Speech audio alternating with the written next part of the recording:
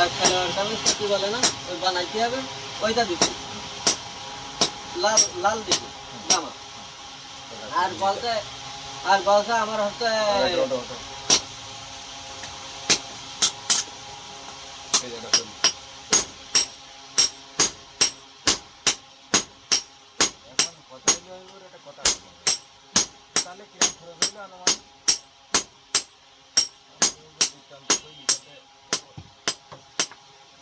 কাপড় চোপড়ের দোকানে আমার ধরি হচ্ছে প্রায়